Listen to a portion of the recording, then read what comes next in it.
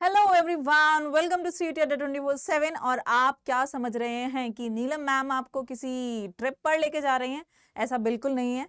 आप देख सकते हो यहाँ पे क्या है, एरोप्लेन है। ठीक है, एरोप्लेन में क्या होने वाला है, काइंड ऑफ एक ऐसा सिस्टम है जिसमें आप हैं, खाना है, पानी है, ठीक है, और वहां से बहुत सारा वेस्ट भी निकलता है ना। एक पूरा एक सिस्टम है। जो भी आप मान लो 2 घंटे के लिए, मेनली आप अगर इंडिया में ही ट्रैवल कर रहे हो तो 2-3 घंटे का ट्रैवल, बट वो 2-3 घंटे का ट्रैवल वहीं पे प्रोडक्टिविटी, वहीं पे सारा कुछ हो रहा होता है उस सिस्टम में, इसमें। ठीक है, तो सिमिलरली आज हम एक ऐसे सिस्टम की बात करने वाले हैं जिसके आसपास आप सभी हैं, और आप जिसको, मतलब मैं भी, हम ह्यूमन बींग्स जिसको मिलके बहुत ज्यादा हार्म कर रहे हैं। तो हम आज बात करने वाले हैं इकोसिस्टम की। तो ये आज का हमारा चैप्टर होने वाला है। तो इकोलॉजी का यूनिट में ये चैप्टर आता है। ठीक है, तो ये क्लास 12th का चैप्टर है। यूनिट है हमारी इकोलॉजी, जो कि 10th यूनिट है, एंड चैप्टर है हमारा इकोसिस्टम। ठीक है, आप इस बच्चे को तो देख सकते हो, ये हमेशा एनसीईआरटी में ऐसे ही हंसता कूदता रहता है, कहता है वाओ मजा आ गया इन बच्चों को थोड़ा सा एनसीईआरटी को कॉम्प्लेक्स बना करके।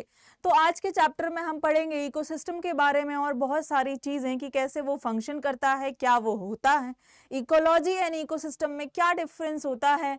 आप जो देखते हैं प्रोडक्टिविटी, आप जो कार्निवर्स, ओमनिवर्स, हर्बीवर्स, इन सब के बारे में पढ़ते हैं, ये एक्चुअली हैं क्या और इनका सिस्टम क्या है, इनका काम क्या है। आपके घर में आपकी मम्मी की चलती है, पापा की चलती है, इस इकोसिस्टम में किसकी चलती है? ये सारे एक साथ ही आपस में इंटरेक्ट करके सबकी चलती है। ठीक है, सो मैं हूं नीलम, आपकी बायोलॉजी एडुकेटर। तो स्टार्ट कर लेते हैं हम चैप्टर को। चलो नेक्स्ट, हाँ ये चैप्टर है ऐसे ही हमारे प्लेलिस्ट में, जो बायोलॉजी की फ्री प्लेलिस्ट है क्लास 12th के लिए, आप उसको जरूर चेकआउट करिएगा। ठीक है, और नेक्स्ट अब हम चलते हैं आगे एक ऐसे टर्म के ऊपर, जो कि हम एक ऐसे चैप्टर में, जो कि हम क्या क्या पढ़ने वाले हैं इस चैप्टर में। सबसे पहले वो देखेंगे इकोसिस्टम स्ट्रक्चर एंड फंक्शन। ठीक है, उसका स्ट्रक्चर क्या है। जैसे कि अगर ह्यूमन बॉडी की बात करें, अगर हम हाथी की बात करें, तो वो हमें कैसा दिख रहा है, उसका ढांचा कैसा है, उसका स्ट्रक्चर कैसा है, वो जानना सबसे पहले सबको अच्छा लगता है, या वो हमें पता होगा तो it will be easy for us to know more thing about that, है ना। अब हाथी का स्ट्रक्चर में बहुत बड़ा सा ऐसे रख दूं आपके बगल में, तो आप क्या बोलोगे, मैम ये जो ढांचा है ये मुझे किसी विशाल का एनिमल का लग रहा है ना। तो इकोसिस्टम का स्ट्रक्चर पता होगा तो आपको उसकी प्रोडक्टिविटी, आपको उसका फंक्शन, आपको उसकी बहुत सारी चीजें जो होंगी वो बेटा पता होंगी। तो चलो स्टार्ट कर लेते हैं इस चैप्टर को। Ecosystem structure and function and productivity इसका सेकेंड टॉपिक होने वाला है। देन आपके पास डिकम्पोजिशन, जो कि बहुत इंपॉर्टेंट पॉइंट है इस चैप्टर में, डिकम्पोजिशन। ठीक है, ये बहुत इंपॉर्टेंट पॉइंट है यहाँ पर। देन आपके पास आता है energy flow and then ecological pyramids. ठीक है, then energy flow and then ecological pyramids. तो ये रहा हमारा चैप्टर का ओवरव्यू। चलते हैं आगे। ओके, सबसे पहले बात आती है कि इन दोनों में डिफरेंस क्या है, इकोलॉजी एंड इकोसिस्टम। इन दोनों में इकोसिस्टम एंड इकोलॉजी, ठीक है, इन दोनों में डिफरेंस क्या है। तो सिस्टम से समझ आ रहा है, एक सिस्टम है भाई, सिस्टम। अरे हाँ, ये याद है, सिस्टम से तो आजकल कुछ चल रहा है ना, सिस्टम सिस्टम सॉन्ग, सिस्टम भाई सिस्टम जो भी है। और इकोलॉजी क्या है, अब आप बहुत समय से पढ़ते आ रहे हैं, तो मुझे आपको एटलीस्ट इसका मतलब बताने की तो जरूरत नहीं है ना। It is a branch of science, और it is a branch of this and this, of studying that and that. ठीक है, तो लॉजी का मतलब होता है स्टडी। तो स्टडी होती है किसकी, इको की, इकोसिस्टम की। तो स्टडी, ये क्या हो रहा है, मेरी राइटिंग को पी लिया हो गया है क्या। Study of interaction among living organisms, क्या, among living organisms,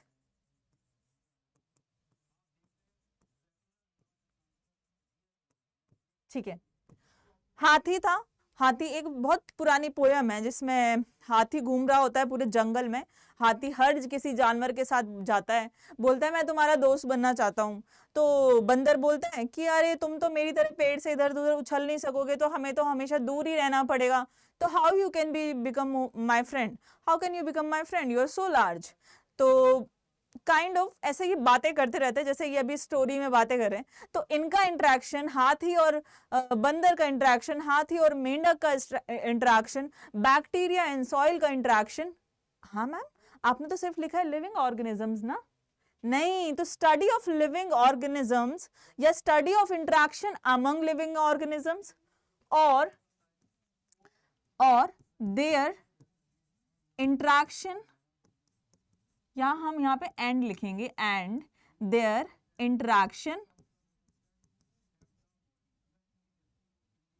among their surrounding. अब बेटा सराउंडिंग में क्या आएगा ये बताओ मुझे। सराउंडिंग में आएगा मैकडी, है ना, सराउंडिंग में आएगा डोमिनोज, नहीं, सराउंडिंग में मिट्टी, हवा, पानी, सूरज की किरणें, है ना, ये सारी चीजें आ जाएंगी। तो ये होती है बेटा इकोलॉजी। अब बेटा इकोसिस्टम क्या है? ये एक ऐसा सिस्टम है जिसमें ना ही कहीं से कुछ लेना है, ना ही कहीं से कुछ देना है, सबका सब क्या है, उसी में हो रहा है।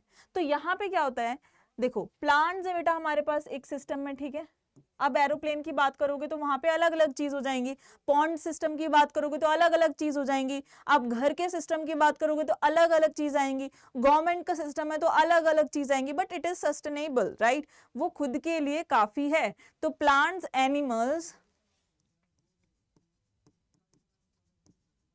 ठीक है, प्लांट्स हो गए, जानवर आ गए, एंड क्या आ गए, कुछ माइक्रो ऑर्गेनिजम्स, ठीक है, वो भी मे बी हम कह सकते हैं उन्हें अलग किंगडम के नाम लिख सकते हैं, microorganisms and other microorganisms, they interact among themself and along with their surrounding, ठीक है। तो क्या, दे इंटरैक्ट अमंग देमसेल्फ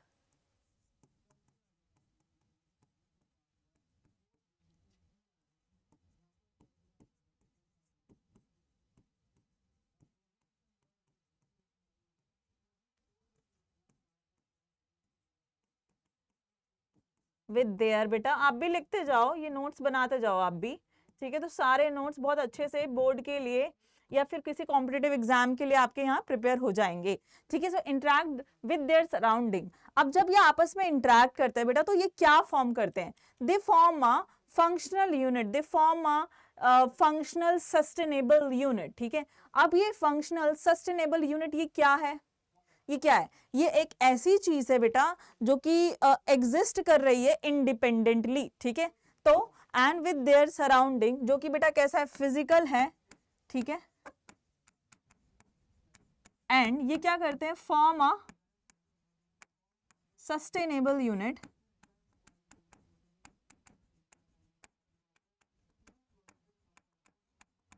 जिसको हम क्या बोलते हैं, ये एक फॉर्म करते हैं एक सस्टेनेबल यूनिट, और ये क्या, जिसकी क्या है, इंडिपेंडेंट एग्जिस्टेंस है,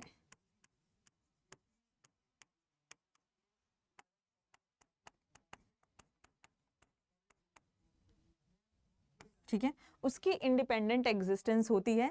ये क्या होता है, इसी को हम बेटा क्या बोलते हैं, इकोसिस्टम। इस पूरे को क्या बोला जाता है यहाँ पे, इकोसिस्टम। वो सिस्टम ऐसा हो गया। फॉर एग्जाम्पल मैं आपको एक एग्जाम्पल के थ्रू यहाँ पे बताती हूँ। एग्जाम्पल की बात करें तो आप एक बेटा पॉन्ड की बात कर लो, ठीक है। आप एक पॉन्ड की बात करोगे तो क्या है, तालाब में छोटे छोटे फाइटोप्लैंक्टन्स हैं। फाइटोप्लैंक्टन्स क्या होते हैं, एल्गी से भी छोटे पेड़ पौधे, या वो जो क्या कर रहे हैं, तैर रहे हैं, ठीक है। उनको बेटा कौन खा लेता है, उनको कौन खा लेता है, छोटी छोटी फिशेज खा लेती हैं, जू प्लैंक्टन्स, ठीक है। अब क्या होता है, यहाँ पे एल्गीज भी होती हैं, ठीक है, एल्गी होती हैं, उनसे बड़े फिर तैरने वाले प्लांट होते हैं, मतलब जो फ्लोट कर रहे हैं, ठीक है। फिर उससे बड़े थोड़े सबमर्ज्ड प्लांट होते हैं, जो ओशियन के बेड पर जाकर के जिनकी रूट्स थोड़ा अटैच हो जाती हैं मिट्टी में, ओशियन या पॉन्ड के, ठीक है। यहाँ पे क्या होते हैं, बड़ी फिशेज होती हैं, क्या, बड़ी फिशेज होती हैं, ठीक है, बड़ी फिशेज होती हैं, उससे बड़ी फिशेज होती है, वो उसको खा रही होती हैं, ठीक है, ओके। अब पानी में क्या है बेटा, ऑक्सीजन है, ठीक है, ये वेस्ट रिलीज करती हैं, अमोनिया वगैरह सब कुछ है। यहाँ पे क्या है बेटा, नीचे तो सॉइल ही है ना, सारा न्यूट्रिएंट कुछ भी मरता है तो मिट्टी में जाता है, मिट्टी से फिर से इनको क्या मिलता है, एनर्जी मिलता है। तो ये पूरा का पूरा एक सस्टेनेबल इकोसिस्टम हो गया, राइट। ये होता है इकोसिस्टम। तो ऐसे ही हमारे पास बेटा बहुत अलग अलग तरीके के इकोसिस्टम होते हैं, ठीक है। बहुत अलग अलग तरीके के इकोसिस्टम होते हैं। जैसे कि अगर हम बात करें, अभी तो हमने ये पढ़ लिया है, अब अगर हम बात करें तो टाइप्स ऑफ इकोसिस्टम, या हम कह सकते हैं क्लासिफिकेशन ऑफ इकोसिस्टम। तो इकोसिस्टम का जब क्लासिफिकेशन करते हैं तब क्या आता है यहाँ पे, तब हमारे पास और क्या आता है? हाँ, आप बोलोगे मैम अभी आप एरोप्लेन में ले जा रहे थे, तो मैम आप हमें शिप में ले जाओ। मैम तब भी हम पानी में नहीं है, तब भी हम हवा में नहीं है, हम किसी के अंदर है ना। तो ऐसे ही एयर, जमीन, पानी, है ना, इसके जहां जहां पे वो है उसके प्लेस, उसके फिजिकल सराउंडिंग के बेसिस पर हमारे पास अलग अलग तरीके के इकोसिस्टम होंगे। बट उससे पहले जो हमें प्रकृति ने दिए हैं, जो नेचर ने हमें जो प्रोवाइड किए हैं, जो कि सेल्फ सस्टेनेबल हैं, बहुत लंबे समय तक चल सकते हैं, उन्हें हम बोलते हैं बेटा नेचुरल इकोसिस्टम। एंड जो आर्टिफिशियल है, बेस्ड ऑन ह्यूमन इंटरफेरेंस, मतलब अगर उनमें ह्यूमंस का इन्वॉल्वमेंट है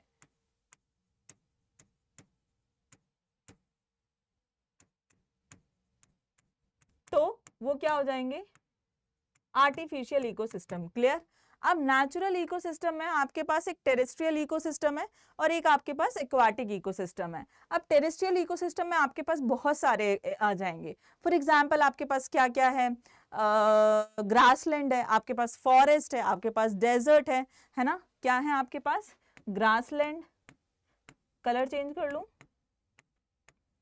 फॉरेस्ट, चलो नेक्स्ट में करते हैं, ग्रासलैंड, फॉरेस्ट, फिर हमारे पास क्या आ जाता है और डेजर्ट, है ना। सहारा डेजर्ट कौन कौन गया बेटा? दुबई, आबू धाबी, है ना, उस तरफ क्या नाम है, डेजर्ट ज्यादातर सफारीज, वरना हमारे यहाँ पर भी तो है, ठीक है, क्या नाम है, इंडिया में भी तो है, चले जाओ राजस्थान, डेजर्ट सफारी किसने की है। और आपके पास यहाँ पे क्या आता है, एक चीज और लिखनी थी मुझे, माउंटेन। वाओ, माउंटेन तो सबको पसंद है। तो ये हमारे पास टाइप्स ऑफ इकोसिस्टम हो गए और टेरेस्ट्रियल इकोसिस्टम के टाइप्स हो गए यहाँ पे, ठीक है। अब हमारे पास क्या आता है यहाँ पे? Aquatic ecosystem. अब बच्चे बोलते हैं मैम पॉन्ड को हम टेरेस्ट्रियल में रखें या फिर नेचुरल में रखें। अगर बेटा उसको किसी ने नहीं बनवाया तो वो पॉन्ड, क्योंकि पहले तो छोटे छोटे गड्ढे ही बने थे ना, डिप्रेशन थे, उनमें पानी था, छोटे छोटे अपने आप ही, तो वो नेचुरल भी हो सकते हैं बेटा और वो आर्टिफिशियल भी हो सकते हैं। Pond, lakes, river, lakes, river, ocean and हमारे पास सी, ठीक है। तो ये हमारे पास क्या हो गए? Aquatic ecosystem. अब बात आती है अब बात आती है आर्टिफिशियल इकोसिस्टम की। तो बोलोगे मैम आर्टिफिशियल इकोसिस्टम में क्या हम लेक्स को रख दें? आप बिल्कुल रख सकते हो, ऐसा नहीं है रख सकते नहीं रख सकते, लेक्स भी खुद बनवाई जा सकती हैं। ऐसे ही आर्टिफिशियल इकोसिस्टम में अगर आप इसको देखेंगे, आप ये देख सकते हैं, ये क्या है? एक्वायरियम है। ये क्या है? एक्वायरियम, है ना। एग्जाम्पल यहाँ पे हम लिख सकते हैं जो कि ह्यूमंस बनाते हैं, वो क्या होता है? एक्वायरियम, जो कि मैनमेड होता है। कैसा होता है बेटा? ये मैनमेड, है ना। और हमारे पास क्या होता है मैनमेड? हम पॉन्ड भी खुद बनवा सकते हैं, हम एक्वेरियम भी खुद बनवा सकते हैं, और हम एक धरती पर जो खेती करते हैं, जो एग्रीकल्चरल सिस्टम है ना, तो एग्रो सिस्टम वो क्या है? एग्रो सिस्टम, खेती बाड़ी वाला, ये क्या है बेटा? Largest, it is the largest artificial ecosystem.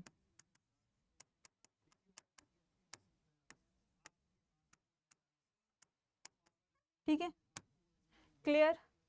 चलते हैं आगे, क्लासिफिकेशन हमने यहाँ कर लिया है बेटा। तो अब अगर हम आगे चलेंगे तो हमारे पास आ जाएगा क्या? अब हमें पढ़ना है कि मैम ये तो टाइप हो गए, बट वो हाथी की तरह विशालकाय है या वो है कैसा, उसका स्ट्रक्चर कैसा है मैम, क्या आप हमें वो बता दोगे? तो बिल्कुल मैं आपको बता दूंगी। यहाँ पे देखो स्ट्रक्चर में क्या लिखा है? इनपुट, मतलब कोई भी सिस्टम तब काम करता है जब उसके पास कुछ हो, उसको हम कुछ इनपुट दे रहे हो, हम उसे कुछ देंगे ही नहीं, वहां पे कुछ प्रोड्यूस ही नहीं हो रहा है, तो वो कैसे काम करेगा? तो सबसे पहली बात होती है इनपुट होना चाहिए उसके पास, देन ट्रांसफर ऑफ एनर्जी होना चाहिए। जैसे कि transfer of energy in case of ecosystem कैसे होता है बेटा? फूड चेन के थ्रू। जैसे मैंने आपको बताया कि आपके तालाब में बेटा क्या थे? फाइटोप्लैंक्टन्स थे या जू प्लैंक्टन्स थे, है ना? इनको कौन खा रहा था? बड़ी बड़ी मछलियां खा रही थी, फिर उससे बड़ी मछली को बहुत बड़ी मछली खा रही थी, वेल, डॉल्फिन जैसी मछलियां। तो अब जो एनर्जी उसके अंदर थी जू प्लैंक्टन में, वो चली गई मीडियम फिश में, मीडियम फिश में जो थी वो चली गई दूसरी वाली फिश में, राइट? तो it is how the nutrient or energy, nutrient in the form of energy actually transfer, okay? Then हम इसको मेजरली पता है क्या कहते हैं बेटा? चलो मैं बताऊंगी, ये टॉपिक हम डिटेल में पढ़ेंगे वैसे। The output of degradation and energy loss. Output क्या है? डिग्रेडेशन एंड एनर्जी लॉस, ये है क्या? आउटपुट। आउटपुट क्या निकला है? जो भी आउटपुट है वो क्या है? कितना डिग्रेड हुआ है जो भी बना था। मान लो ये बहुत बड़ी यहाँ पे मछली बनी थी, ठीक है, ये मछली बनी थी, ये डिग्रेड हो करके अब जो हमारे पास एनर्जी लॉस बचा है वो मर के कहाँ आएगा? फिर से वहीं आएगा ना, ठीक है? तो दैट इज एक्चुअली आउटपुट। अब देखो यहाँ पे कंपोनेंट ऑफ इकोसिस्टम क्या है? मतलब इकोसिस्टम किन दो तरीके की चीजों से बना है? तो आप बोलोगे मैम जानवर हैं, मिट्टी है, पानी है, धरती है, ये सारी चीजें है ना।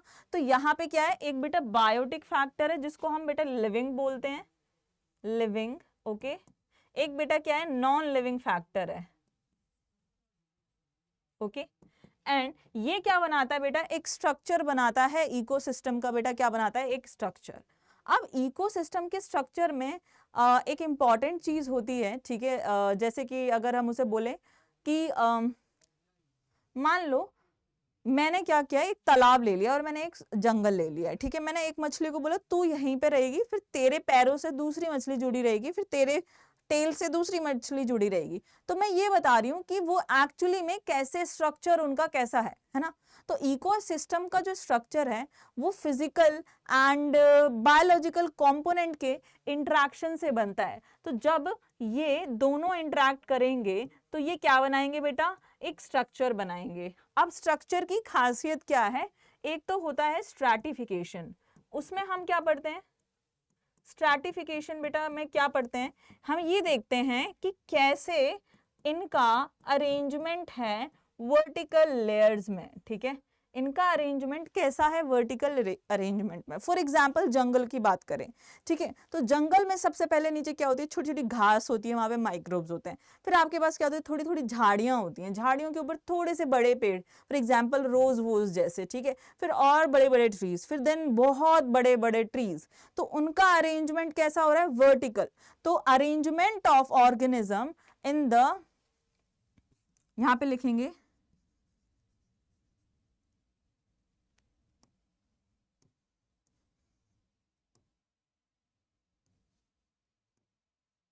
vertical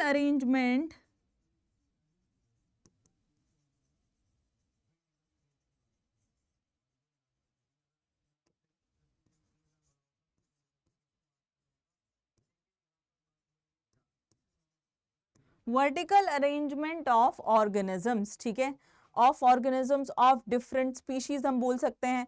एंड वो हमें पता होना चाहिए, मतलब ऐसा नहीं है कि सब एक दूसरे में मिक्स हो गया, आपको पता ही नहीं चल रहा कि इधर श्रब्स आ रहे हैं, इधर ग्रासेस आ रही है, इधर बहुत लंबे लंबे ट्रीज आ रहे हैं। तो वो कैसा होना चाहिए? रिकॉग्नाइजेबल होना चाहिए। It should be recognisable.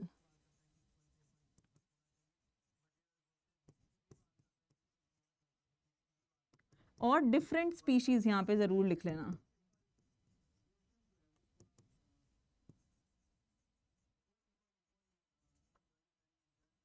ठीक है, रिकॉग्नाइजेबल स्पैटियल अरेंजमेंट, ठीक है। तो ये हो गया। और they are occupying different levels. मैं भी एग्जाम्पल लिख देती हूँ।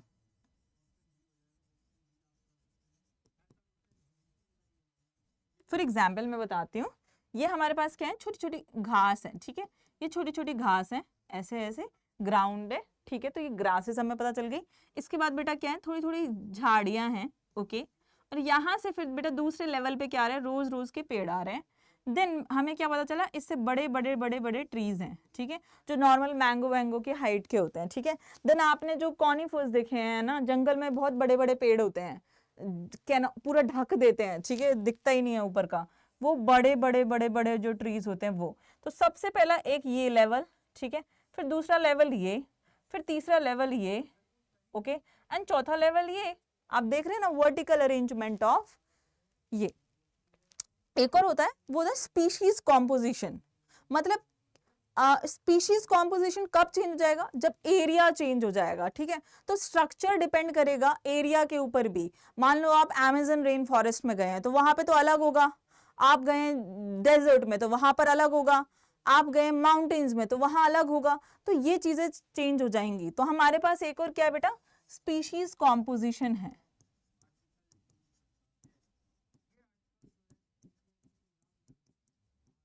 ठीक है। ट्रॉपिकल रेन फॉरेस्ट, वहां पे बायोडाइवर्सिटी कैसी होगी बेटा, अलग, डिफरेंट बायोडाइवर्सिटी।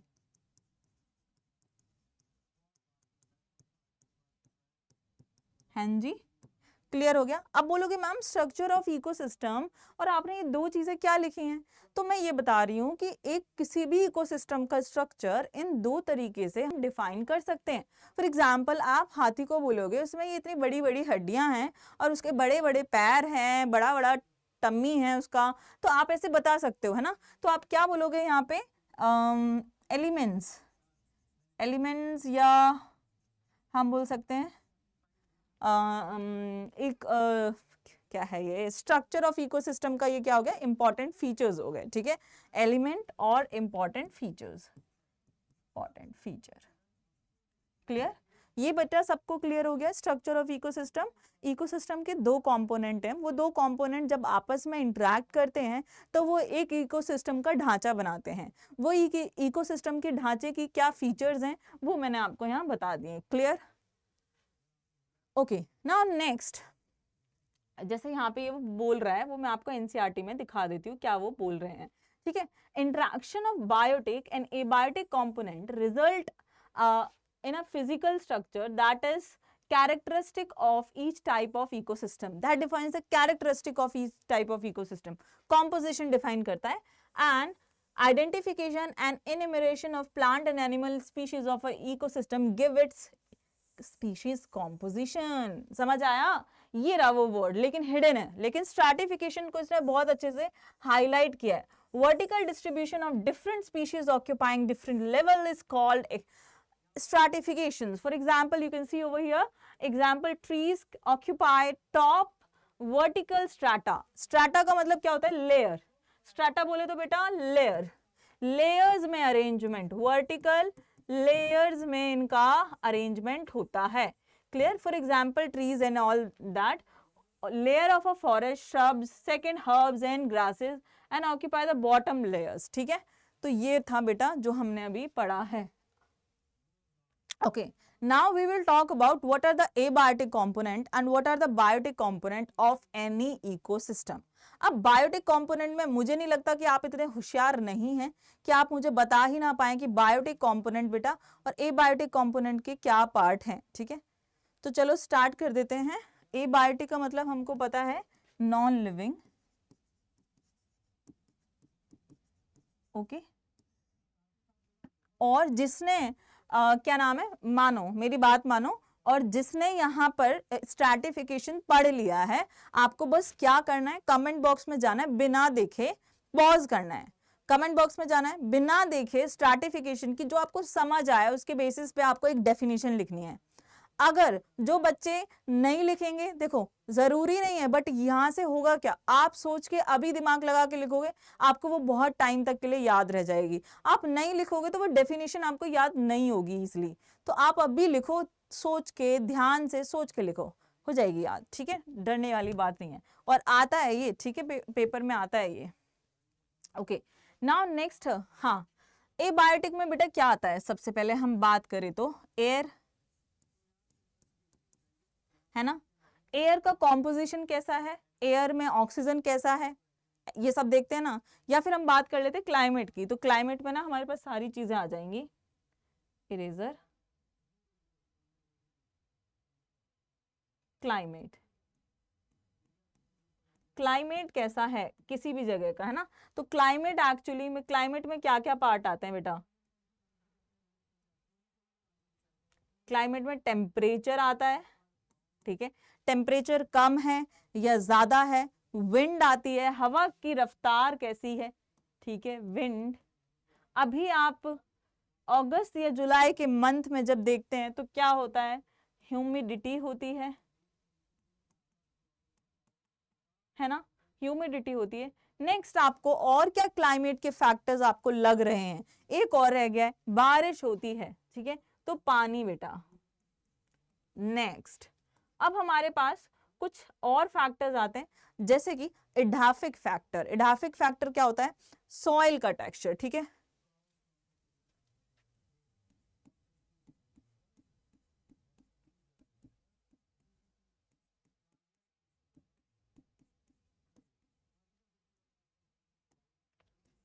सॉइल का टेक्सचर कैसा है, ठीक है, इसका मतलब सॉइल होता है, और सॉइल का टेक्सचर कैसा है, क्वालिटी,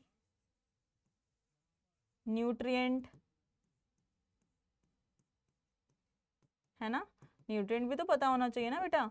न्यूट्रिएंट कैसा है, पोरोसिटी कैसी है, पोरोसिटी का मतलब समझते हो, मतलब मिट्टी कितनी ऐसे है, बिल्कुल पास पास चिपकी हुई है, कितना उसमें कम जगह है, मतलब जैसे कि रेगिस्तान की मिट्टी में बहुत पोरोसिटी ज्यादा होती है, आप जितना पानी डालो वो सारा पानी सोख लेता है, ठीक है। और यहाँ पे क्या होना चाहिए, न्यूट्रिएंट होना चाहिए। कॉम्पोजिशन की एक्चुअली हमने बात कर ली है। नेक्स्ट हमारे पास आता है टोपोग्राफिक फैक्टर, जिसमें देखो क्या होता है, टोपोग्राफी पता है क्या होती है? बताना अगर किसी को कमेंट में, अगर किसी को पता है वो तो कमेंट बॉक्स में मुझे बताना। स्लोप है उस एरिया पर, या वैलीज हैं, या माउंटेन्स हैं, क्या है एक्चुअली, ठीक है। तो ये सारे फैक्टर्स बेटा क्या होते हैं, टोपोग्राफिक एबार्टिक कंपोनेंट होते हैं। सन से जो एनर्जी आती है, लाइट एनर्जी, वो भी क्या आती है, क्लाइमेट में ही, आई एम सॉरी, हम कंसिडर उसे करते हैं। अब हम बायोटिक की बात करें तो बायोटिक को आपके अलावा कोई अच्छे से नहीं जानता है, लेकिन बायोटिक को अगर हम डिवाइड करेंगे तो हम इसे करेंगे 3 पार्ट में डिवाइड। एक होता है बेटा हमारा प्रोड्यूसर्स, ठीक है, एक हमारे पास आता है बेटा क्या, जो प्रोड्यूसर्स होते हैं इकोसिस्टम में, जो क्या करेंगे, प्रोडक्टिविटी लाएंगे, ठीक है। तो सबसे पहले आपके पास एक पार्ट है यहाँ पे प्रोड्यूसर्स, ओके। अब बेटा प्रोड्यूसर्स कौन होते हैं, वो कैसे दिखते हैं? मैम वो ग्रीन कलर के होते हैं, हरे होते हैं मैम, उनमें क्लोरोफिल होता है, क्लोरोफिल। बेटा क्लोरोफिल कहाँ प्रेजेंट होता है, where chlorophyll is present? Who will answer this question, where chlorophyll is present? दो क्वेश्चन पूछे हैं, मैं दो क्वेश्चन का आंसर चाहूंगी अगर आप ये पढ़ रहे हैं तो, ठीक है। ग्रीन होता है, ग्रीन होता है तो क्या करता है, फोटोसिंथेसिस के थ्रू इनऑर्गेनिक सब्सटेंस को ऑर्गेनिक सब्सटेंस में कन्वर्ट कर देता है। क्या करता है, फोटोसिंथेसिस होती है,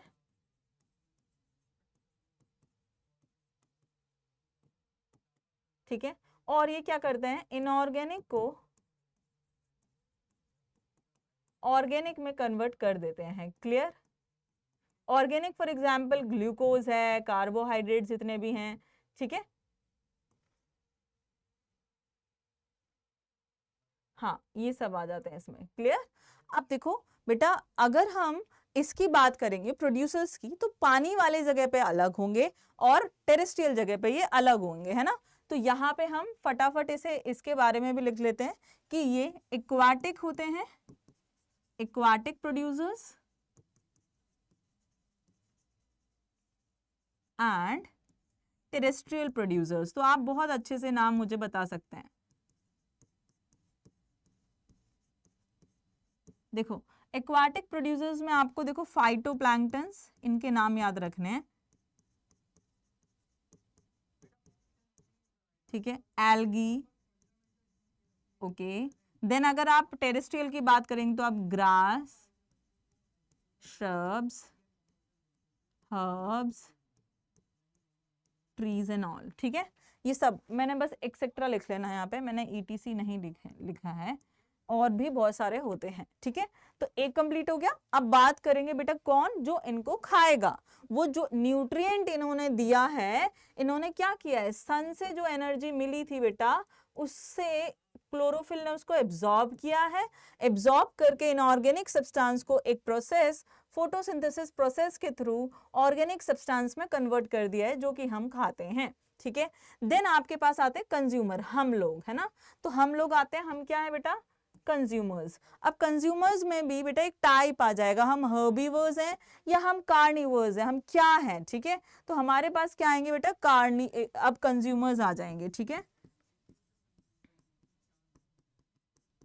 ठीक है। कंज्यूमर में बेटा एक होता है कार्निवर, एक होता है हर्बीवर, और बेटा आता है एक कार्निवर, और बेटा एक क्या आता है, ओमनिवर, ठीक है। तो ये टाइप भी मैं यहाँ पे पढ़ा दूं आपको, ओके, ऑलराइट। अब कंज्यूमर में यहाँ पर वो लोग जो इन प्रोड्यूसर्स पर डिपेंड होंगे, organisms, those depends on producers, depend on producers, ठीक है बेटा। उनको पता है क्या कहते हैं, इंपॉर्टेंट है ये, उनको बोला जाता है प्राइमरी कंज्यूमर, ठीक है। तो प्राइमरी कंज्यूमर का नाम मुझे कौन कौन बताएगा। प्राइमरी कंज्यूमर आपके घर में है क्या कोई प्राइमरी कंज्यूमर। प्राइमरी कंज्यूमर में बेटा गोट, ठीक है, काउ, बफलो, ह्यूमंस भी होते हैं, ओके। देन आपके पास क्या आते हैं बेटा, सेकेंडरी कंज्यूमर। अब हमारे पास इसके बाद क्या आता है, सेकेंडरी कंज्यूमर्स, ठीक है। सेकेंडरी कंज्यूमर्स भी आते हैं, तो हम यहाँ पे लिखेंगे सेकेंडरी कंज्यूमर। अब सेकेंडरी के ऊपर टर्शियरी आते जाते हैं, ठीक है, तो इतना हम नहीं लिखने वाले हैं, पर मैं आपको बता दे रही हूँ। तो अब secondary consumers depend on primary consumer. हम लोग तो गोट भी खाते हैं, ह्यूमंस गोट खाते हैं, है ना। Example human, example lion, tiger, tiger, lion, ठीक है। ये क्या हो गए, सेकेंडरी कंज्यूमर हो गए, ओके बेटा। अब चलते हैं आगे। थर्ड हमारे पास क्या है बेटा, जो अब मान लो हमारे पास क्या होता है, ये जो हैं, ये जैसे ह्यूमंस भी मर जाते हैं, everyone died at certain age, है ना, तो वो कुछ एंड में तो मरते ही हैं। अब उनके बाद कौन आता है, उनके बाद आते हैं डिकम्पोजर्स। डिकम्पोजर्स, वो डिकम्पोजर्स क्या करते हैं, वो क्लीन करते हैं एनवायरनमेंट को। क्या करते हैं, क्लीन करते हैं एनवायरनमेंट को। Degrade dead organisms into small particles, ठीक है, और they are the cleaners of environment, cleaners of environment, ठीक है। अब बताओ एग्जाम्पल आप बता सकते हो, अर्थवर्म, बैक्टीरिया, एग्जाम्पल्स क्या हैं, अर्थवर्म,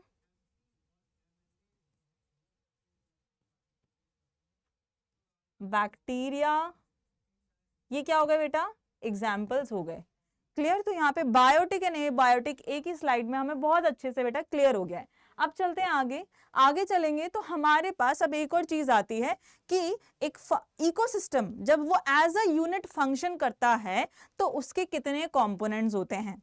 इकोसिस्टम के कंपोनेंट्स दो बेसिस पे हम पढ़ते हैं, एक तो वो जिंदा या मुर्दा चीजों से बना है उनसे, और एक उसके पार्ट्स क्या है, वो किस किस चेन में फ्लो करता है। फॉर एग्जाम्पल आपके घर में सुबह काम कैसा चलता है, पहले सबसे पहले हम फ्रेश होने जाते हैं, फिर उसके बाद घर में खाना बनता है, हम वो खाते हैं, रेडी होते हैं, फिर हम ऑफिस जाते हैं, हम अपना काम करने आते हैं, फिर हम घर आते हैं, थोड़ा रेस्ट करते हैं, फिर खाना खाते हैं। ये हमारे क्या होते हैं, लाइफ स्टाइल, ये हमारी जिंदगी के कुछ स्टेप्स होते हैं जो हम डेली फॉलो करते हैं।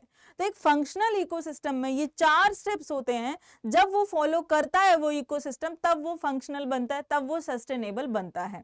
तो बेटा आपके पास यहाँ पे सबसे पहले क्या है, प्रोडक्टिविटी, ठीक है। प्रोडक्टिविटी नहीं होगी तो आगे जाके उस चीज को तोड़ने का कोई मतलब नहीं है, खत्म हो गया, क्लियर।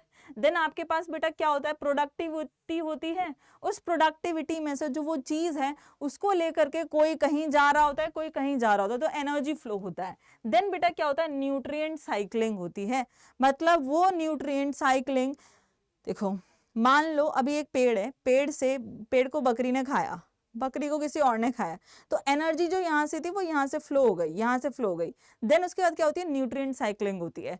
तो न्यूट्रिएंट साइकिल्स अब है नहीं, जैसे कि बायोजियोकेमिकल साइकिल्स थे, nitrogen cycle, phosphorus cycle, carbon cycle, वो अब हम नहीं पढ़ते हैं।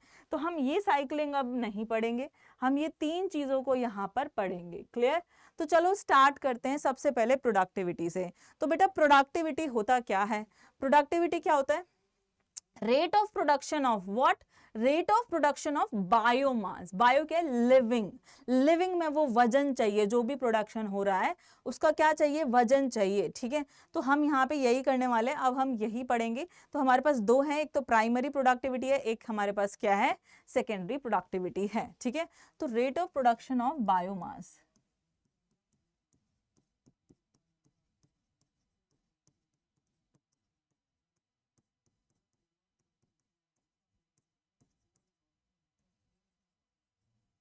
रेट ऑफ प्रोडक्शन ऑफ बेटा बायोमास, ठीक है। अब देखो और चीजें यहाँ पे क्या आती हैं, अगर मैं बोलूं सबसे ज्यादा प्रोडक्टिविटी कौन से सिस्टम में होती है, कहां पर सबसे ज्यादा प्रोडक्टिविटी होती है, तो आप क्या कहोगे, आपको पता होना चाहिए ना कि सबसे ज्यादा हमारे पूरे वर्ल्ड में सबसे ज्यादा प्रोडक्टिविटी कहाँ होती है, बताओ कहाँ होती है। बहुत सारी ऐसी जगह हैं। एक मैंने अभी रिसेंटली बहुत अच्छी वीडियो देखी थी कोरल रीफ्स के बारे में, ठीक है। कोरल रीफ्स एक ऐसे लोग हैं, एक ऐसा ऑर्गेनिज्म है जो कि बहुत ज़्यादा इम्पॉर्टेंट है एक एक्वाटिक इकोसिस्टम के लिए। और हमारे इंडिया में सबसे ज़्यादा बड़ा क्या है, एक एक्वाटिक इकोसिस्टम है ना। टेरेस्ट्रियल इकोसिस्टम भी है बट एक्वाटिक इकोसिस्टम तो बहुत बड़ा है। अगर वो ना हो तो एक्वाटिक इकोसिस्टम से जितना प्रोटीन, जितना बायोमास, जितनी प्रोडक्टिविटी होती है जिसको हम यूज करते हैं, वो हमारे पास नहीं होगी। तो हमारे पास सबसे पहला बेटा क्या आ गया, मैं यहाँ पे लिख देती हूँ, ठीक है। हाईएस्ट प्रोडक्टिविटी कहाँ से आती है,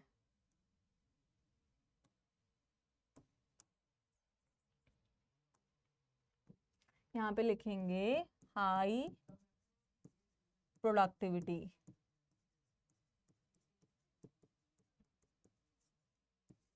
ठीक है। तो वो किसकी आती है बेटा, यहाँ पे देखो हाई प्रोडक्टिविटी आती है कोरल रीफ्स की,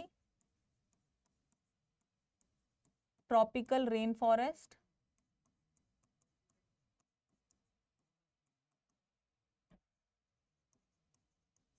ठीक है, और शुगर केन फील्ड से।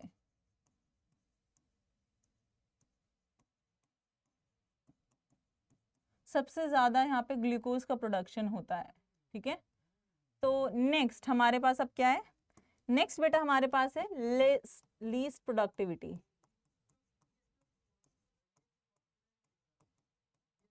ठीक है। लीस्ट प्रोडक्टिविटी किसकी होती है, लीस्ट प्रोडक्टिविटी हमारे पास किस चीज की है, सबसे कम हमारे पास डेजर्ट में होती है, ठीक है।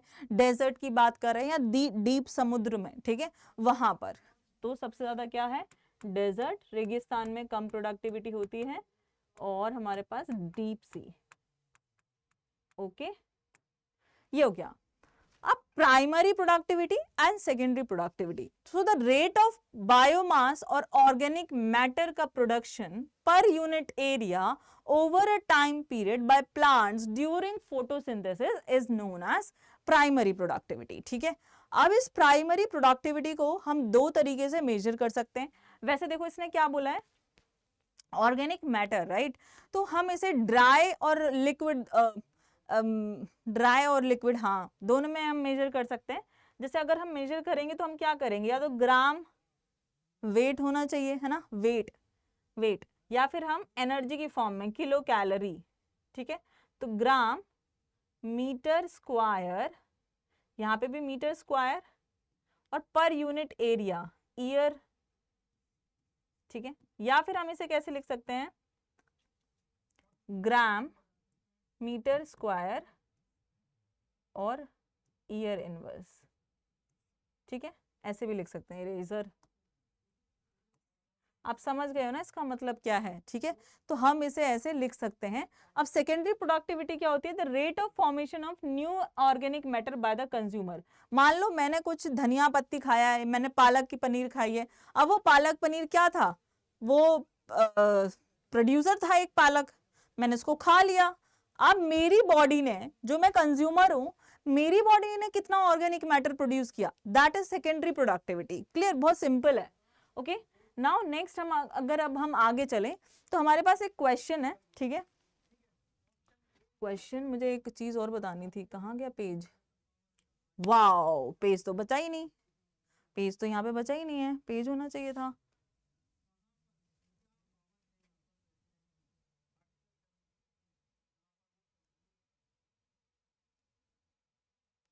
अब कहाँ लिखा जाए? चलिए यहीं लिखा जाएगा फिर। अब क्या करें, इसको मिटाइए,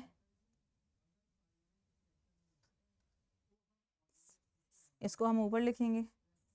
यहाँ पे हम लिखते हैं प्राइमरी प्रोडक्टिविटी दो तरीके की होती है।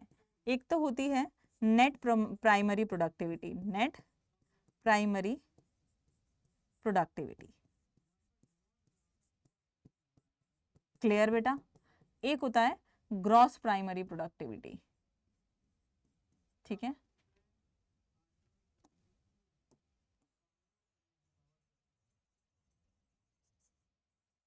सबसे पहले मैं आपको ग्रॉस प्राइमरी प्रोडक्टिविटी बताऊंगी। ग्रॉस प्राइमरी प्रोडक्टिविटी, और एक आपके पास होता है नेट प्राइमरी प्रोडक्टिविटी।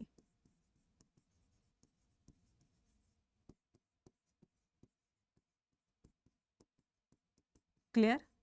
अब gross primary productivity and net primary productivity में क्या डिफरेंस है? इसको हम बोलते हैं जीपीपी, और इसको हम बोलते हैं एमपीपी। ठीक है, ये क्या होता है? अमाउंट ऑफ बायोमास और ऑर्गेनिक मैटर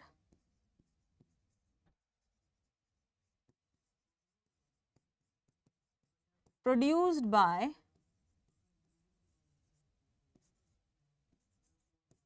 प्रोड्यूसर्स। ठीक है, टोटल जितना भी प्रोड्यूस हुआ है, टोटल। ठीक है, टोटल अमाउंट ऑफ बायोमास जो भी प्रोड्यूस हुआ है बेटा, वो। Okay, then net primary productivity क्या होता है? मान लो आपके घर में क्या हुआ, राशन आया बहुत सारा। ठीक है, बहुत सारा राशन आया। अब क्या होता है, राशन पूरे महीने मान लो चलना है आपका, 1 महीने तक। ठीक है, अब राशन में क्या होता है, कुछ ना कुछ चीजें ऐसी हो जाती है, खराब हो जाती हैं, कम हो जाती हैं, उसको निकाल दो, बचा गया आपके पास बहुत कम चीजें। या फिर आप इस तरीके से ले सकते हैं कि आपने क्या करा, जितना भी राशन आया था, मान लो 1 किलो चावल आए थे, 1 किलो मटर पनीर आई थी। ठीक है, आपने दोनों को मिला के खा लिया, टोटल 2 किलो का खाना खाया है, और उससे जो एनर्जी मिली है वो आपको कितनी मिली है?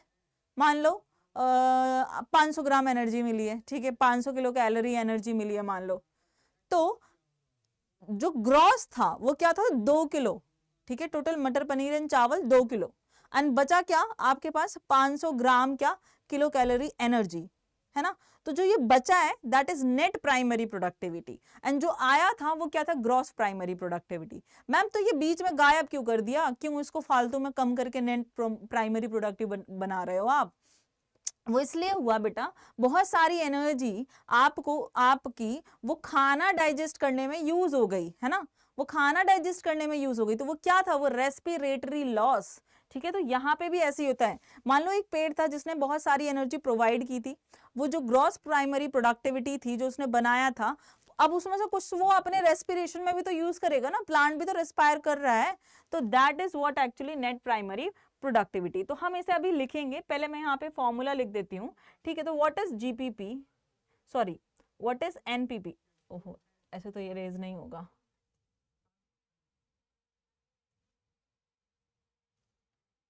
हाँ, तो हम देखते हैं व्हाट इज एनपीपी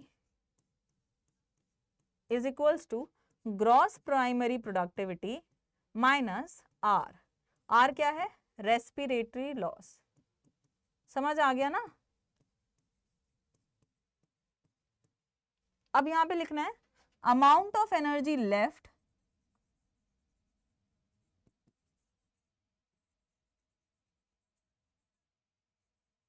या फिर प्रोडक्टिविटी लिख सकते हैं, प्रोडक्टिविटी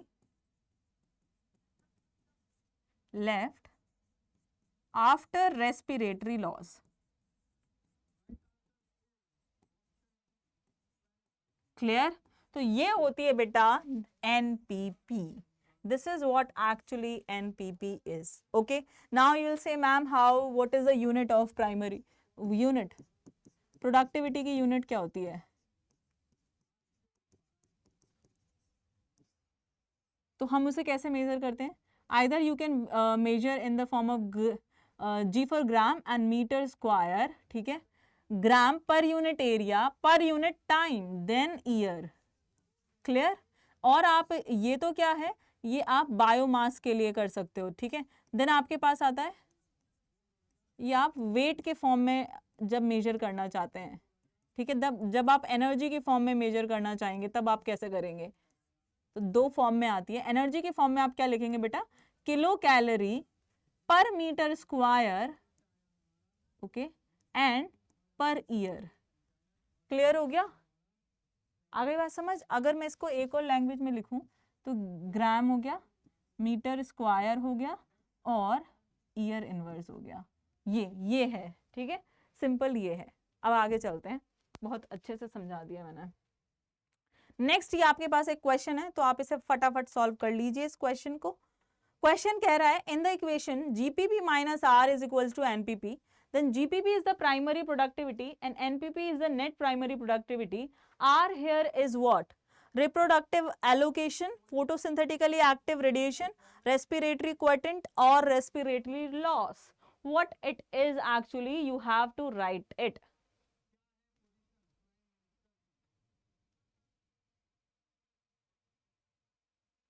लिख लो आंसर, मुझे कमेंट बॉक्स में बताओ आंसर बेटा, इन कमेंट बॉक्स।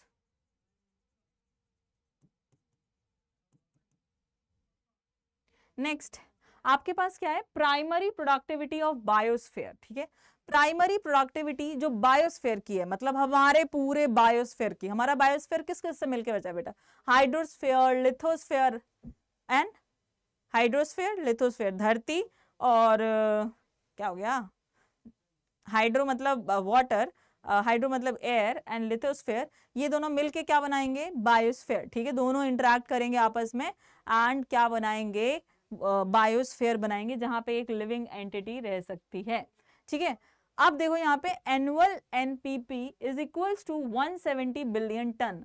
मतलब अगर हम एनुअल एनपीपी निकाले, अब एनपीपी बेटा अभी मैंने आपको बताया था GPP minus R, that is NPP, तो 170 बिलियन टन है। एक चीज रह गई है, हाइड्रोस्फीयर, लिथोस्फीयर और एक चीज और होती है, तब बायोस्फीयर बनता है, तीन चीजों को मिलकर के, ठीक है? देन आपके पास क्या आती है? Aquatic ecosystem.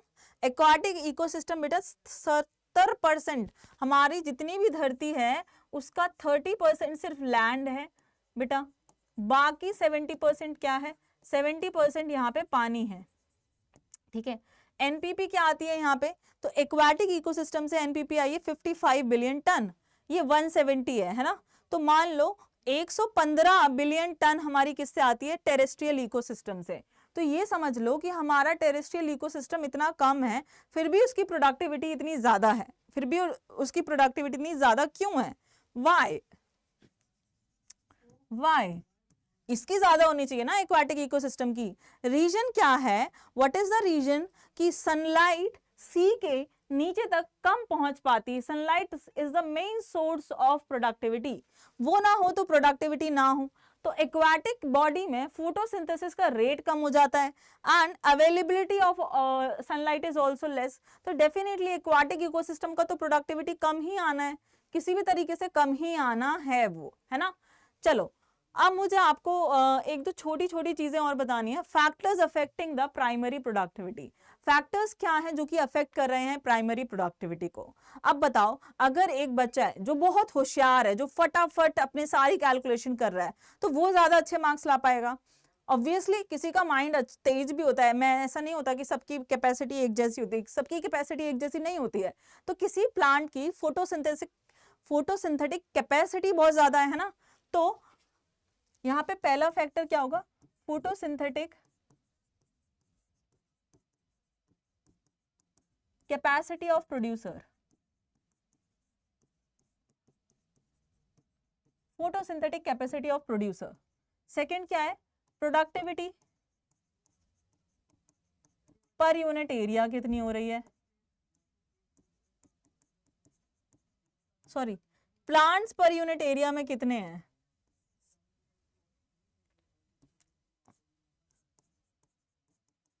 है ना, पर यूनिट एरिया में कितने हैं वो लोग, उस पर भी डिपेंड करेगा।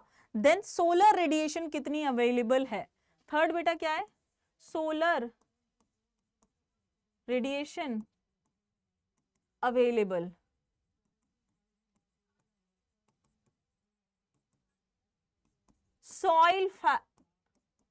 सॉइल में न्यूट्रिएंट, या हम बोल सकते हैं फर्टिलिटी, सॉइल की फर्टिलिटी बेटा कैसी है, उस पर भी डेफिनेटली क्या करेगा, ये डिपेंड करेगा। देन अगर आपके बात करें सॉइल के टेक्सचर की, इसको हम ये भी बोल सकते हैं कि सॉइल टेक्सचर यहाँ पे कैसा है, सॉइल टेक्सचर यहाँ पे कैसा है।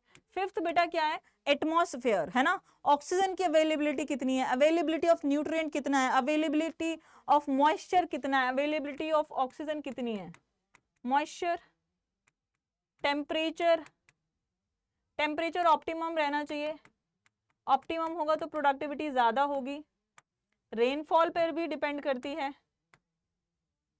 क्लियर?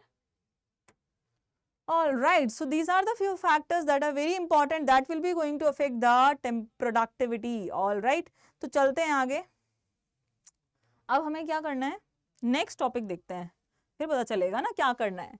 देखो अब क्या है, secondary productivity, the rate of formation of new organic matter by consumer. एक होता है इकोलॉजिकल एफिशिएंसी, एक होता है फोटोसिंथेटिक एफिशिएंसी, और एक होता है नेट प्रोडक्शन एफिशिएंसी। ये तीन वे में एक्चुअली हम सेकेंडरी प्रोडक्टिविटी को मेजर कर पाते हैं या डिफाइन कर पाते हैं। इकोलॉजिकल एफिशिएंसी मैं बता देती हूँ आपको क्या है, एनर्जी जो कन्वर्ट हुई है into biomass in one tropic level. ठीक है, मान लो ये वाला ट्रॉपिक लेवल है और एक ये नीचे वाला ट्रॉपिक लेवल है, तो इस ट्रॉपिक लेवल में जो एनर्जी है उसको हम नीचे रखेंगे, and the energy that is converted into the biomass और ट्रॉपिक लेवल। ठीक है, तो वो multiply by 100, that is known as ecological efficiency. ठीक है, production of biomass in a tropic level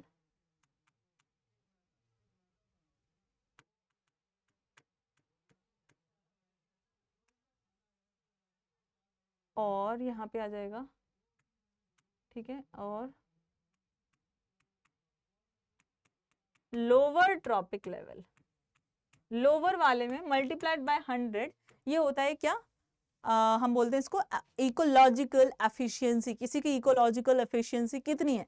then photosynthetic, तो यहाँ पे क्या आएगा, जीपीपी कितना बनाए प्लस टोटल इंसिडेंट रेडिएशन, ये सोलर एनर्जी कितनी है मल्टीप्लाइड बाय 100। ठीक है, ये इतना जरूरी नहीं है। And then the net primary productivity, वो तो आपको पता है, नेट प्रोडक्शन एफिशिएंसी कितनी होगी, जितना एनपीपी होगा by GPP into 100।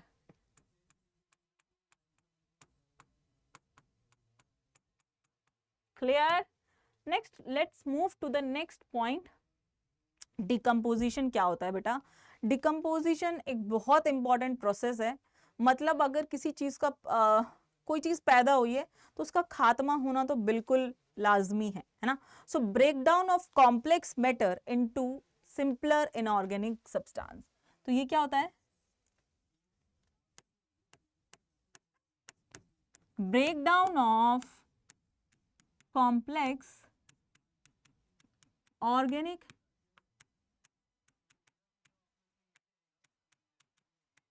into simpler inorganic substances.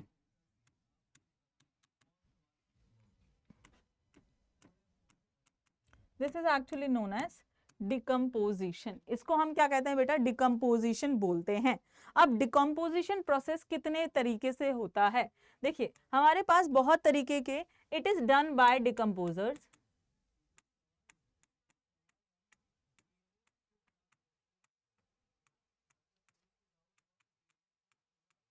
ठीक है, डिकम्पोजर्स हमारे पास देखो बहुत सारे होते हैं.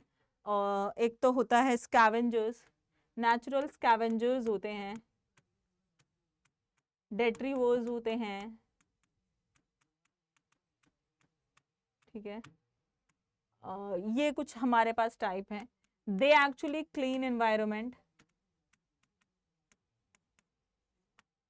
Clean our environment. ठीक है, इनको हम बोलते हैं क्या? डिकम्पोजिशन. एग्जाम्पल्स आप ऑलरेडी पढ़ चुके हैं. डिकम्पोजिशन 3 प्रोसेस में होता है. सबसे पहले होता है फ्रेगमेंटेशन, देन होता है लीचिंग, एंड देन होता है कैटाबॉलिज्म. ठीक है, तो डिकम्पोजिशन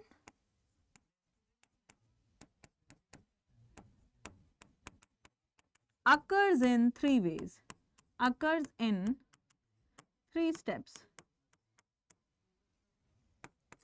फर्स्ट आपके पास है फ्रेगमेंटेशन, फिर आपके पास क्या आता है? सेकंड आपके पास आता है लीचिंग, एंड थर्ड आपके पास आता है बेटा कैटाबॉलिज्म. ठीक है, ये हमारे पास 3 वेज हैं जिसमें कि फ्रेगमेंटेशन होता है. ठीक है, डिकम्पोजिशन होता है. फ्रेगमेंट मतलब उसको तोड़ तोड़ के टुकड़े टुकड़े कर दिए. लीचिंग मतलब जो भी है सॉल्युबल वो चला जाएगा जमीन के अंदर. कैटाबॉलिज्म मतलब जो इनसॉल्युबल है उसको आप कैटा कैटा कट किया जाएगा, फिर आगे जाकर के और चीजें होंगी. ठीक है, अब चलते हैं आगे.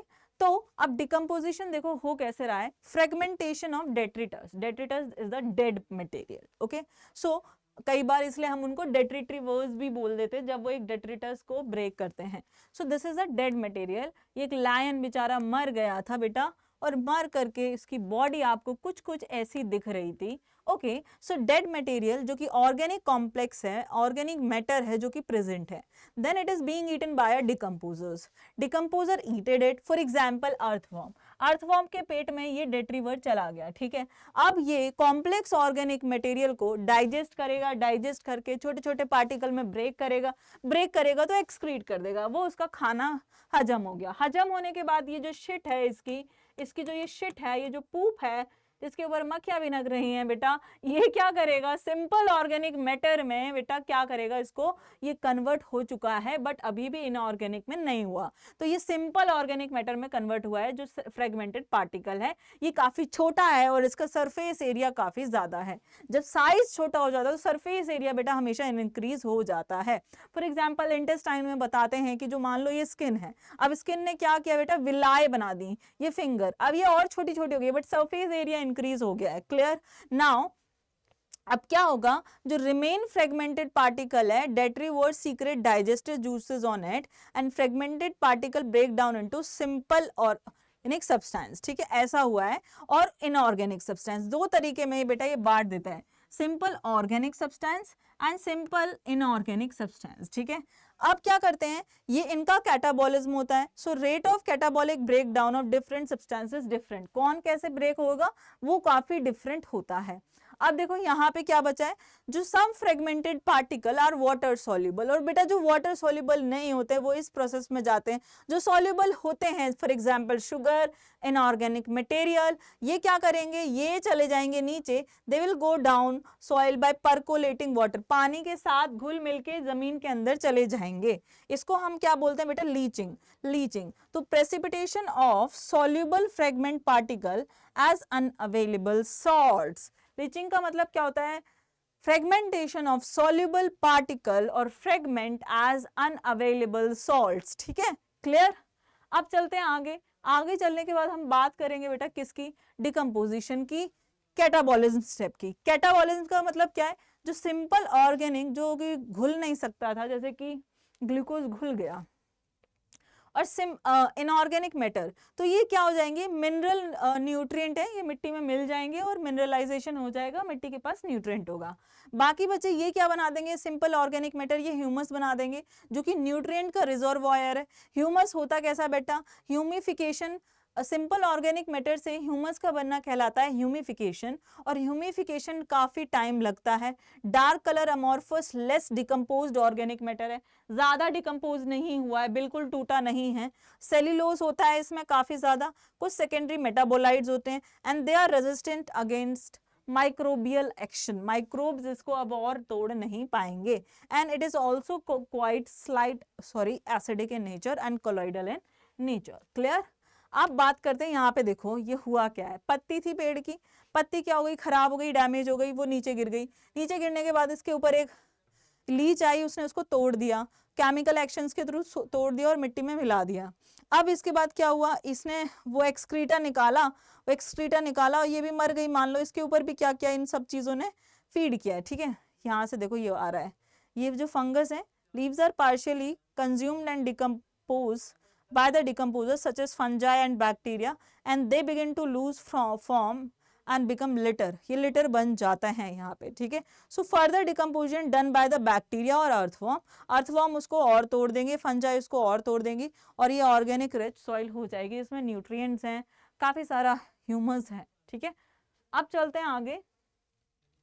हाँ, डिकम्पोजिशन किन किन चीजों से अफेक्ट होता है, so the factors that affect decomposition, decomposition is a aerobic process, तो जितना ज्यादा ऑक्सीजन होगा उतने अच्छे से डिकम्पोजिशन होगा, एनारोबिक नहीं है, एनारोबिक नहीं है, तो अगर ऑक्सीजन कम है तो डिकम्पोजिशन बेटा कैसे होगा, कम होगा।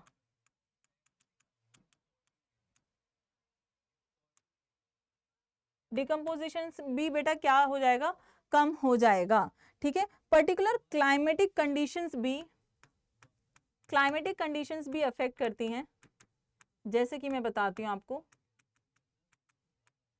टेम्परेचर ज्यादा तो डिकम्पोजिशन ज्यादा, ह्यूमिडिटी ज्यादा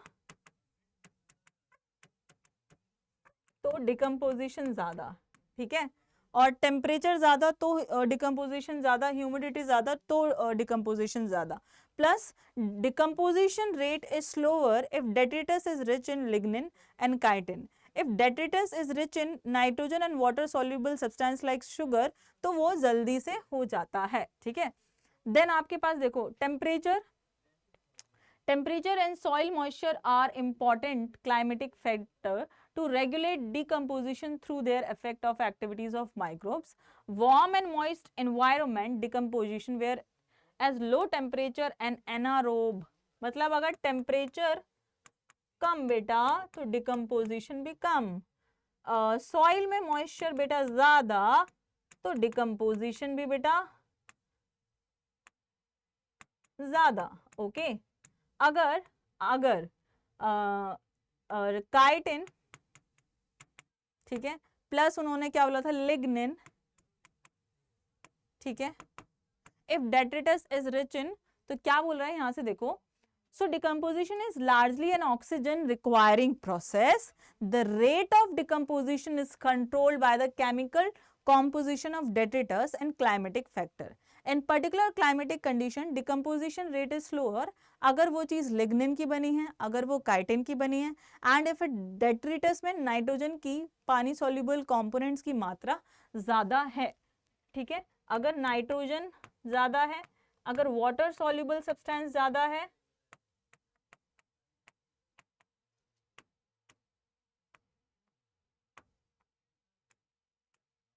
क्या हो गया,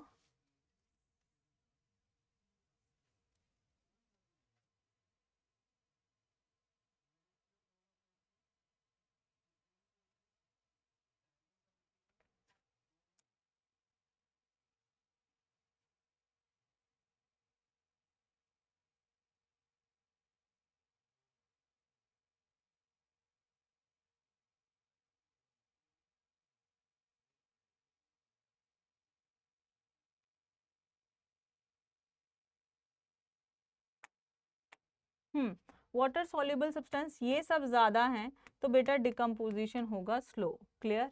अब चलते हैं आगे। अब हम बात कर लेते हैं एनर्जी फ्लो की। एनर्जी फ्लो क्या होता है? ठीक है, एनर्जी फ्लो एक्चुअली क्या होता है कि जो भी एनर्जी किसी भी ऑर्गेनिज्म में आई है, किसी भी बॉडी सोर्स में आई है, वो बेटा फ्लो कैसे हो रही है। ठीक है, that is actually energy flow. तो अब अगर हम एनर्जी फ्लो के बारे में यहाँ पे पढ़ेंगे तो वो क्या है, accept of the deep sea या hydrothermal ecosystem, sun is the only source of energy for all ecosystem। अगर हम इनको exceptions में रख लें तो सन जो है वो सबका क्या है, एक्चुअली पार्ट है। ठीक है, तो जितनी भी इंसिडेंट सोलर रेडिएशन होती है, ये क्या है, इंसिडेंट सोलर रेडिएशन। क्लियर? ये जितनी भी इंसिडेंट सोलर रेडिएशन है, इसका बेटा कितना परसेंट जो होता है वो एक्चुअली काम आता है प्लांट के। देखो यहाँ पे क्या लिखा है कि इसमें से of the incident solar radiation less than 50% is photosynthetically active. इसमें से बेटा क्या हुआ कि जो 45 से 50% होती है, इसमें से सिर्फ 45 to 50% is PAR। PAR का मतलब photo synthetically active radiation.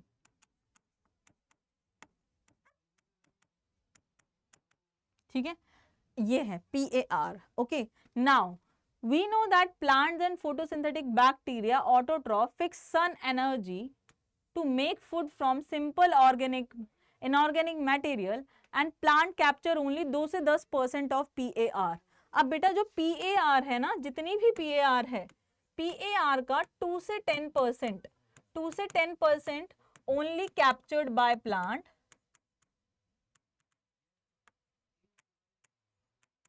for बेटा फोटोसिंथेसिस। किसके लिए? फोटोसिंथेसिस के लिए। ठीक है, सिर्फ इतना ही प्लांट इसको खा पाते हैं। ठीक है, now so it is very important how the solar energy captured by the plant flows through different organism of ecosystem। all organism are dependent on their food, on producers either directly or indirectly। तो अब आपको यहां से ये पता चला होगा कि जो एनर्जी फ्लो है बेटा वो कैसा है। Energy flow is always unidirectional.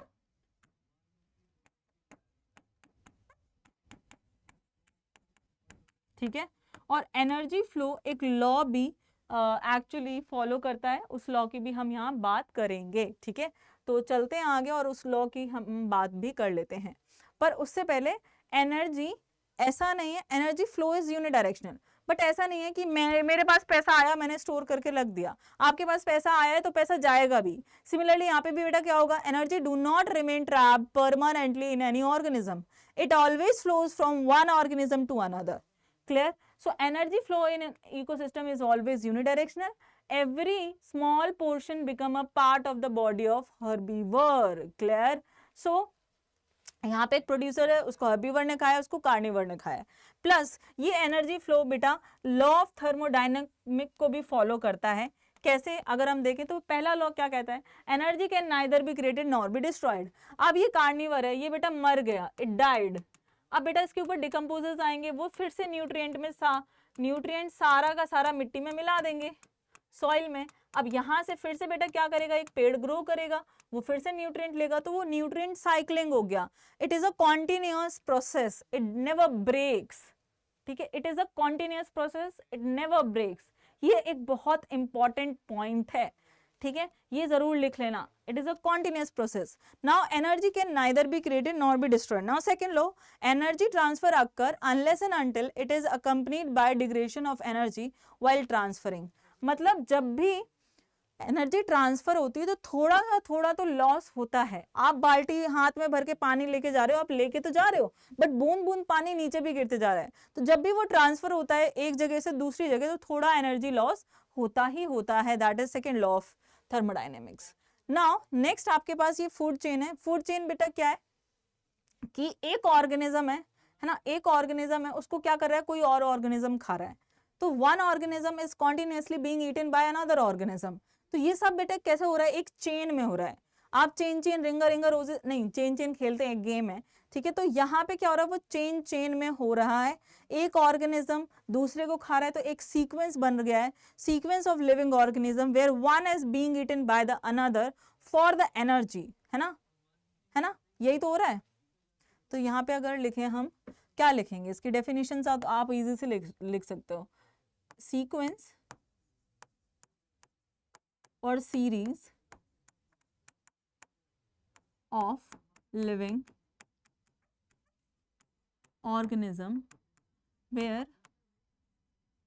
one is being eaten by other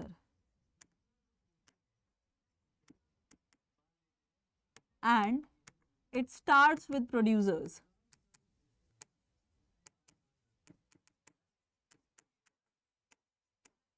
है ना, ऐसे तो होता है। तो ये होती है चेन। अब मान लो यहाँ पे एग्जाम्पल है, ठीक है, एक चेन यहाँ पे फॉलो हो रही है, इस ट्रॉफिक लेवल पे मान लो ये प्रोड्यूसर है, प्रोड्यूसर मान लो फाइटोप्लैंक्टन है। अब फाइटोप्लैंक्टन को बेटा यहाँ कौन खा रहा है, phytoplankton is eaten by zooplankton, zooplankton may be eaten by the fishes and fishes may be eaten by the man और लार्जर फिशेस, ठीक है। तो एक को इसने खाया, एक को इसने खाया, ये क्या बन गई बेटा, चेन बन गई। अब सिमिलरली हम एक और ले सकते हैं, ग्रास, ठीक है, ग्रास को मेनली मान लो खाया ग्रास हॉपर ने, ठीक है, देन उसको खाया बर्ड्स ने, बर्ड्स को किसने खाया, लायन ने, क्लियर। देन ट्रीज को मे भी खाया काव ने, और काव ने घास को भी खाया, और काव को कौन खा गया, वॉल्फ, मे भी काव मर गई झुंड ऑफ वॉल्फ के थ्रू, काव को कौन खा गया, लायन खा गया। तो ये क्या बन गया, चेन बन गया है। तो एक प्रोड्यूसर है बेटा, फर्स्ट ट्रॉफिक लेवल है जहां पे एक्चुअली कुछ बन रहा है, न्यूट्रिशन, ठीक है। एक होता है ट्रॉपिक, ट्रॉपिक बेटा डिफरेंट चीज है, ट्रॉपिक ये टी है, ठीक है, ट्रॉपिक डिफरेंट चीज है, ये ट्रॉफिक है। सेकंड ट्रॉफिक लेवल हर्बीवर्स, जो कोई प्रोड्यूसर्स पे डिपेंड है। देन सेकेंडरी कंज्यूमर बेटा जो थर्ड ट्रॉपिक लेवल में आ रहे हैं। तो ये एक लेवल सेट कर रहे हैं यहाँ पर, क्लियर, ये क्या कर रहे हैं, एक लेवल सेट कर रहे हैं और यहाँ पे एक फूड चेन बना रहे हैं। अब मैं क्या बताऊंगी आपको, यहाँ पे क्या होता है, ट्रॉफिक लेवल होता है, जो कि ईच लेवल और each step in a food chain way transfer of energy occur, क्या होता है, ट्रॉफिक लेवल क्या होता है, अच्छा कलर चेंज करना पड़ेगा,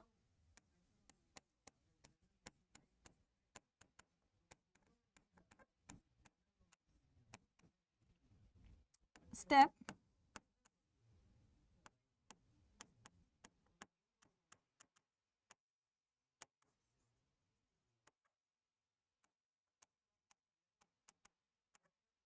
where energy transfer occur,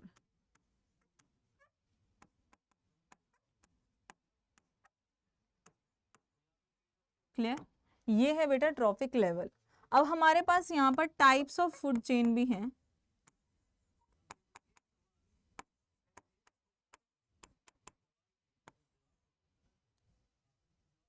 ठीक है, जैसे कि grazing food chain, grazing food chain,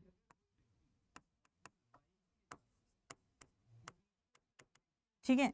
next आपके पास है बेटा डेट्रेटस फूड चेन, जब मरे हुए पर किसी अर्थवर्म ने खाया फिर देन उसका क्या हो रहा है, that is detritus food chain,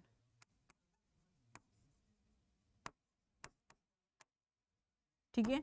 तो जीएफसी है हमारे पास, डीएफसी है, एंड हमारे पास एक पैरासाइटिक फूड चेन भी है, जो लीच होती हैं, parasitic food chain, कस्केटर types.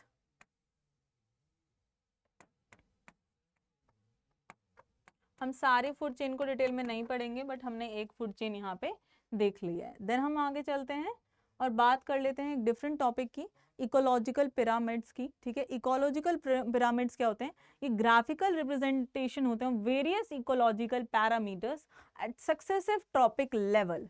So parameter used in preparation of ecological pyramid वो क्या होते हैं कि नंबर ऑफ इंडिविजुअल्स कितने हैं। मान लो ये एक लेवल है, यहाँ पर नंबर ऑफ इंडिविजुअल्स कितने, नेक्स्ट पर कितने हैं एंड नेक्स्ट पर कितने हैं। या फिर अगर हम बात करें यहाँ पे कितने किलोग्राम का बायोमास है, इधर कितने किलोग्राम का बायोमास है एंड इधर कितना है, ठीक है। देन हमारे पास नेक्स्ट क्या है, एनर्जी, इधर हमारे पास कितनी कैलोरी एनर्जी है। तो इस बेसिस पे हम क्या कर सकते हैं, हम अपने पिरामिड्स, इकोलॉजिकल पिरामिड्स बना सकते हैं, just a graphical representation to understand the different things. Okay, now energy flow, बेटा यहाँ पे एनर्जी फ्लो का एक और पैरामीटर आ जाता है, ईच ट्रॉपिक लेवल, है ना। देखो ये स्टेटमेंट पढ़ो यहाँ पे, each tropic level has a certain mass of living material at particular time is called the standing crop, ठीक है। now the standing crop is measured as the mass of living organism, biomass, or the number of in a unit area. So the biomass of a species is extreme in terms of fresh or dry weight. Measurement of biomass in terms of dry weight is more accurate, ठीक है, क्योंकि उसमें water moisture नहीं होता जो कि फालतू का वेट वहां पे दे रहा होता है। So the number of tropic level in grazing food chain is restricted as a transfer of energy follow 10% law only. अब ये 10% लॉ क्या है, ये हमारा 10% लॉ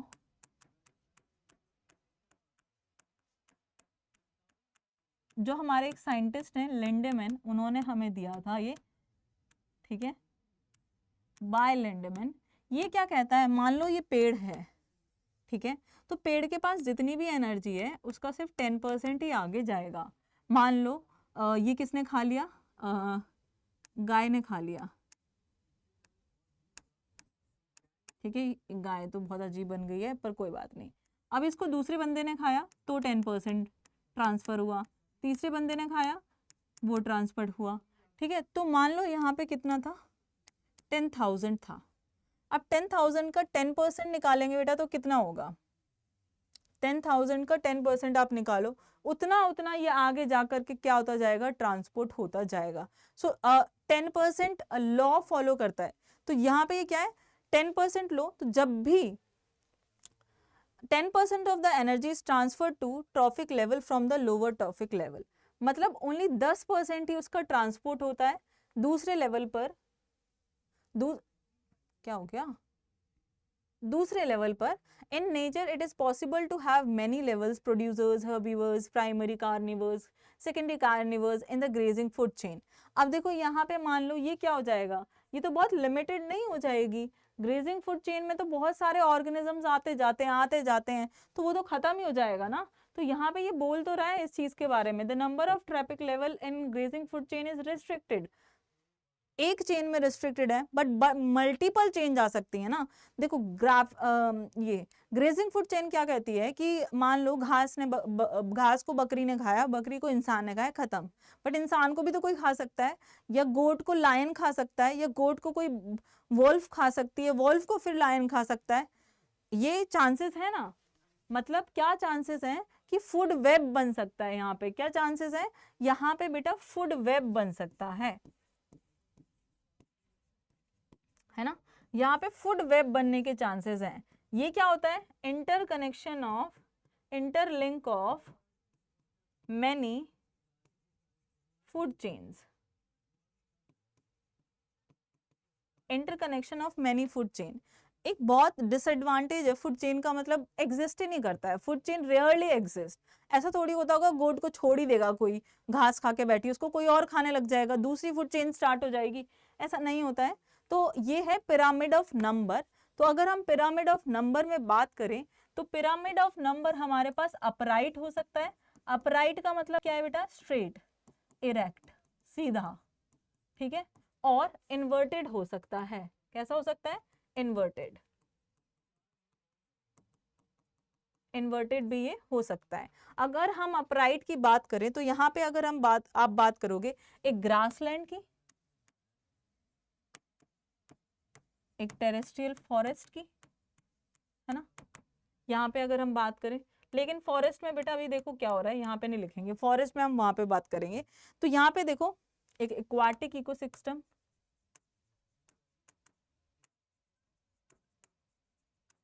ठीक है, यहाँ देखिए यहाँ पे क्या हो रहा है, नंबर ऑफ प्रोड्यूसर्स, जो नंबर ऑफ प्रोड्यूसर्स हैं वो कितने हैं, बहुत ज्यादा, उसमें से फिर ये कम हो गए, फिर ये कम हो गए और फिर ये कम हुए। तो लेवल जब ऊपर की तरफ जा रहा है तो वो कम होता जा रहा है। फॉर एग्जाम्पल अगर हम यहाँ पे बात करें एक एक्वाटिक इकोसिस्टम की, तो नंबर ऑफ जू प्लैंक्टन्स हैं ये, फिर हमारे पास बड़ी मछलियां थोड़ी कम हो गई, देन हमारे पास उससे बड़ी मछलियां थोड़ी और कम हो गई, देन व्हेल जैसी मछलियों का नंबर काफी कम है as compare to the smaller fishes. Clear?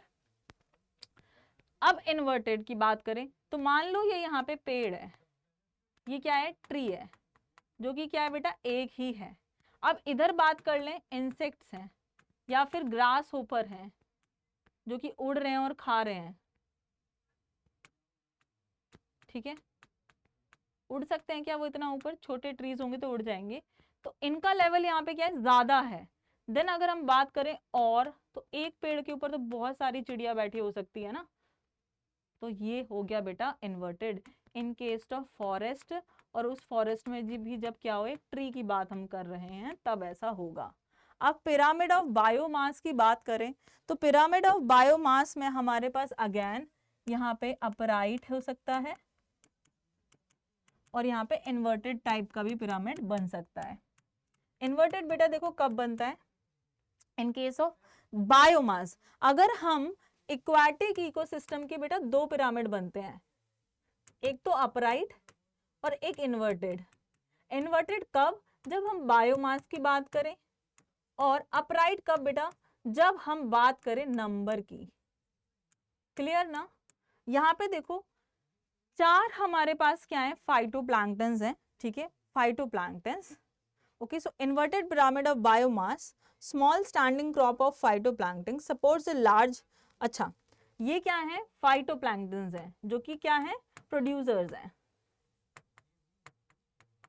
अब यहाँ पर थाउजेंड्स और छोटी छोटी मछलियां जिनको हम जू प्लैंक्टन्स बोल रहे हैं, ठीक है, ये क्या खा रही हैं, जू प्लैंक्टन मतलब ये मूवेबल है, ये क्या होते हैं बेटा, मूवेबल नहीं होते हैं, ठीक है, तो ये क्या है बेटा, ज्यादा नंबर में है, ये बहुत ज्यादा नंबर में, ये सिर्फ 4 है, ये 21 है, तो यहाँ पे ये इन्वर्टेड हो सकता है बायोमास का, क्योंकि ये कम है, इनसे जो बायोमास का प्रोडक्शन है वो कम है, उनसे जो बायोमास का प्रोडक्शन है वो ज्यादा है। अब अपराइट यहाँ पे देख सकते हो, ये नंबर ड्राई वेट का है, ठीक है, बायोमास का है। ग्रासलैंड हम यहाँ पे एग्जांपल ले सकते हैं, तो ग्रास बेटा ज्यादा है ना, ग्रासलैंड में ग्रास बहुत ज्यादा है, पेड़ बहुत ज्यादा है, श्रब्स बहुत ज्यादा है, उसके ऊपर हर्बीवर्स का बेटा बायोमास कम है, उसके ऊपर हर्बीवर्स को खाने वालों का, कार्निवर्स का बायोमास कम है, टर्शियरी सेकेंडरी कार्निवर्स का और कम है, ठीक है, तो ये है बेटा क्या, यहाँ पर एग्जाम्पल मैं लिख देती हूँ, ग्रास, ट्रीज, ठीक है, देन यहाँ पर हर्बीवर, देन बेटा यहाँ पर कार्निवर, सेकेंडरी कार्निवर, ठीक है, क्लियर हो गया। अब चलते हैं आगे, अब पिरामिड ऑफ एनर्जी की बात करते हैं, जो कि अगर मैं बात करूं बेटा हमेशा ही अपराइट होती है। ये क्या होती है बेटा, हमेशा ही अपराइट होती है। So each bar in the energy pyramid indicate the amount of energy present at each trophic level, time और एनुअली पर unit area.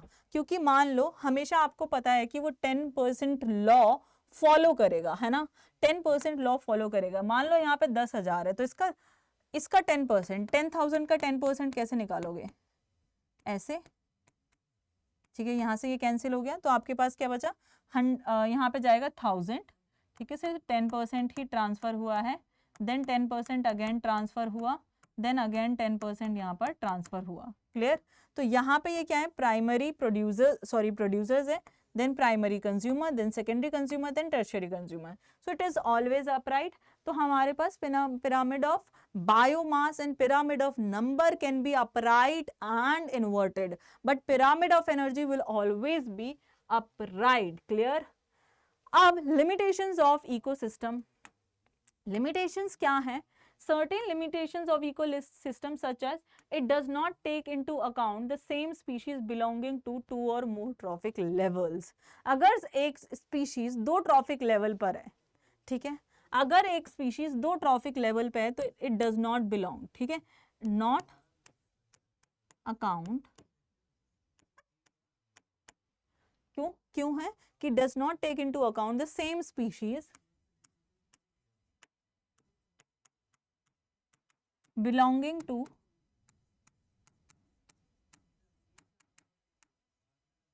Multiple trophic level, वो एक ही बात करता है उस टाइम पे। Clear? It assumes a simple food chain, मतलब जब हम पिरामिड्स बनाते हैं तो हम एक सिंपल फूड चेन के बेसिस पर बनाते हैं। So when pyramid is form it only assumes only simple food chain, जबकि सिंपल फूड चेन तो खुद रेयरली एग्जिस्ट करती है ना। अब हाँ, something that almost never exist in nature, जो कि सिंपल फूड चेन क्या होती है, rarely exist.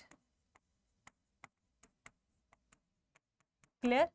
And more over they do not talk about saprophytes, decomposers के बारे में ये बात नहीं करते हैं।